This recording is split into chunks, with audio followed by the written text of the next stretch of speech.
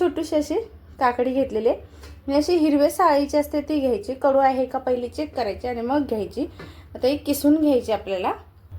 आता आपण इथे काकडी किसून घेतलेली आहे.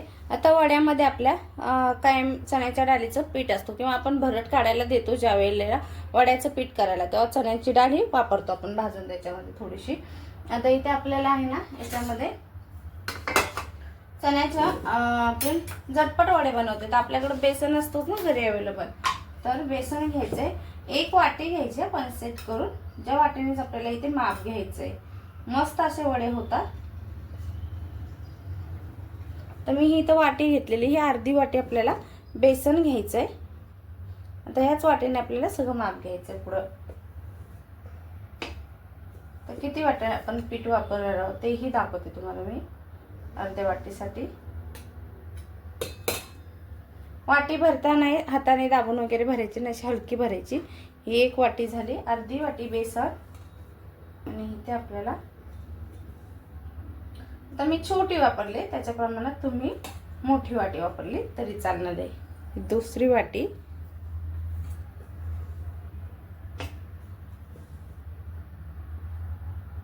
फक्त प्रमाण तेच ठेवायचं जे सांगितलेलं असतं ते.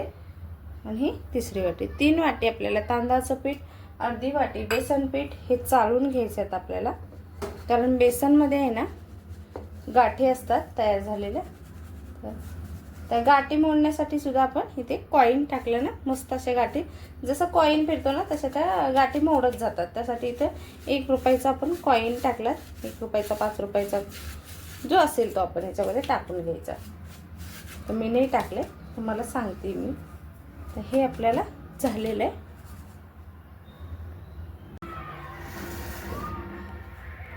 आता इथे पिठामध्ये आपल्याला थोडंसं मीठ वापरायचं आहे चवीनुसार. आणि एक सांगू का, याच्यामध्ये मेन आपल्याला वापरायचं आहे ते इथे गरम पाणी. तर इथे मी गरम पाणी करून घेतलेलं आहे. जास्त गरम नाही करायचं आहे, आपल्याला हाताला सण होईल ना एवढंच करायचं आहे. आणि आपण इथे वाटीने ते पाणी मोजून घेणार आहोत. तर या पद्धतीने आपण पीठ मिक्स करून घ्यायचं. हे पहा,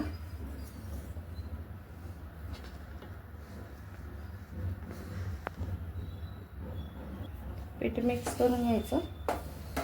आणि आता हे कोमट पाणी जे करून घेतले ना आपण ते याच्यामध्ये, जास्त गरम करून घ्यायचं नाही, हाताला जेवढं सोसतं आपल्या तेवढंच आपण इथे पाणी करून घ्यायचे. फक्त गरम पाणीच पाहिजे. तर ही 1 वाटी आणि ही दुसरी वाटी भरून घेतली आपण.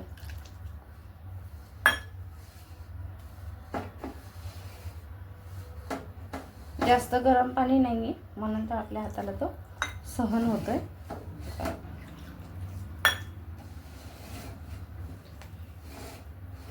ते एकूण आपल्याला 3 वाट्या पाणी लागेल. पण आपण काकडी आहे ना वापरली तरी पण ती अशी पाणी नव्हतं जास्त, त्यामुळे आपल्याला तेवढं असं पिठाला पाणी लागणार आहे. 3 वाट्या इतकं पाणी लागणार आहे.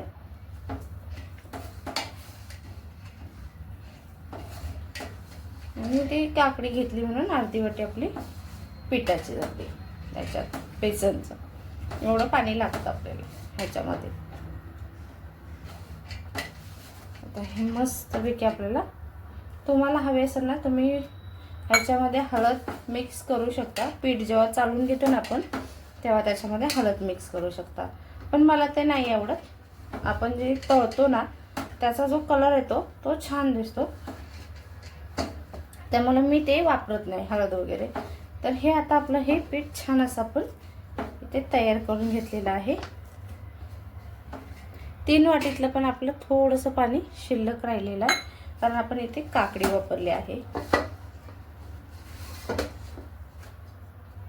त्याच्यात अजून एक आपल्याला टिप्स पुढं करायचे ते दाखवते मी तुम्हाला.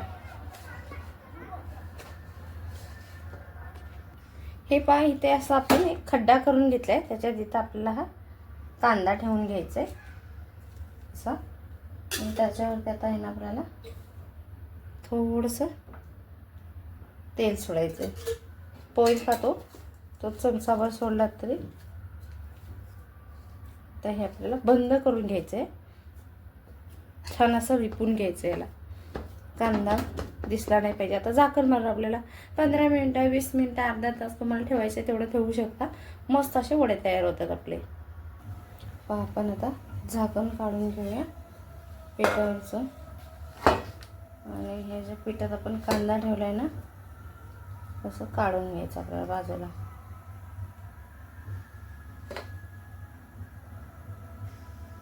आता हा कांदा आपण भाजीला वगैरे वापरू शकतो. पीठ आहे ना आता आपल्याला मस्त मळून घ्यायचं आहे.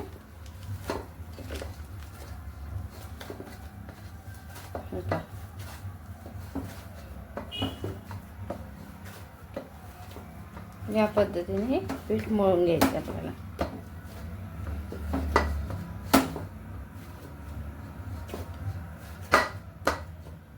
आता हे गोळे आपण तयार करून घेतले. गोळा मस्त मळून घेतला. आता जेवढ्या साईजचे तुम्हाला बनवायचे आहेत ना तेवढ्या साईजचे तुम्ही इथं असे गोळे तयार करून घेऊ शकता. म्हणजे झटपट आपल्याला करायला बरे पडतात.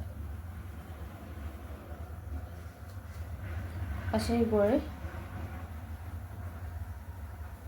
करून घ्यायचे पण आपण गोळे तयार करतोय ना तेवढ्या वेळात आपण तेल लावायचं गरम करायला. म्हणजे छान तेल गरम झालं पाहिजे तर आपले वडे आहेत ना तेलामध्ये फुलून येतात.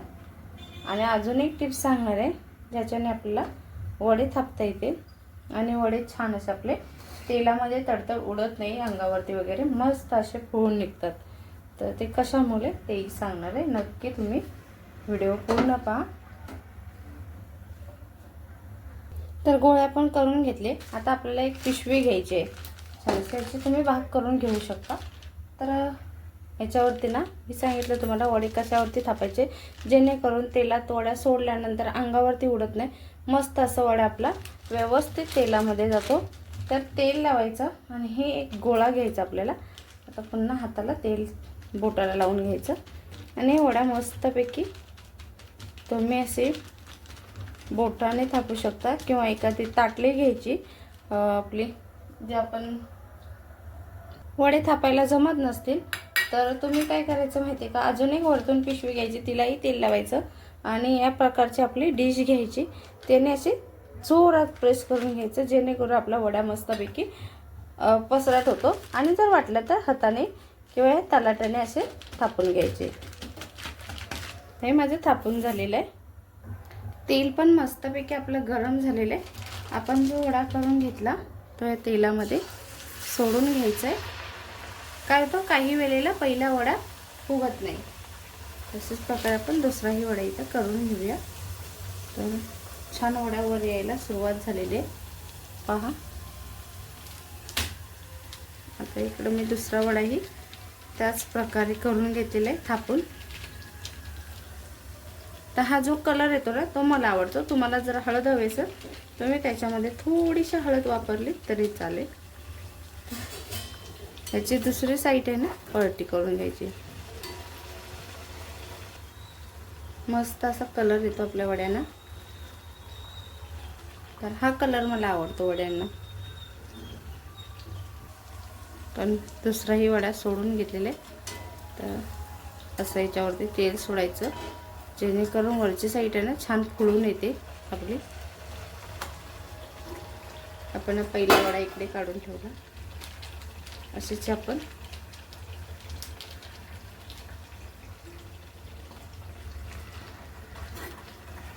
मस्त असे वडे आपले तयार होतात. दुसरीकडनं पण छान कलर मस्त आलाय दोन्ही साईडने. तर हे काढून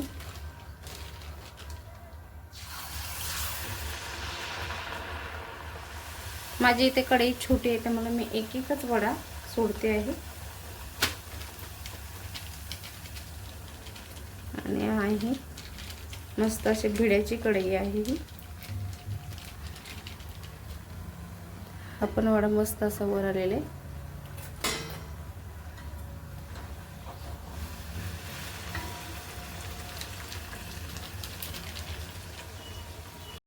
चला तर आपले वडे करून तयार झालेले आहेत. कसा वाटला व्हिडिओ नक्की सांगा. व्हिडिओ आवडला तर लाईक शेअर सबस्क्राईब करायला मात्र विसरू नका.